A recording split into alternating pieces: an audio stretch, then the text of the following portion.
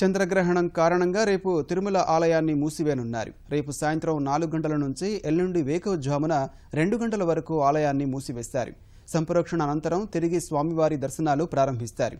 రేపు సాయంత్రం 4 గంటల నుంచి అన్నప్రసాద వితరణ కూడా తీతీది నిలిపివేయనుంది.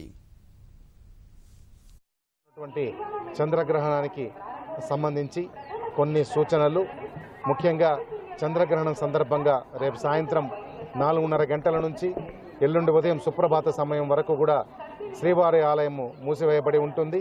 గ్రహణ సందర్భంగా మనము అన్నపానీయాల వితరణ చేయడానికి వీలు లేదు కాబట్టి అన్నప్రసాదం కాంప్లెక్స్లోనైనా, క్యూ లైన్లోనైనా, కంపార్ట్మెంట్లోనైనా మనము అన్నప్రసాదాల వితరణ జరగదు కాబట్టి ఎవరిని కూడా కంపార్ట్మెంట్లో ఉంచుకోవడం ఉండదు.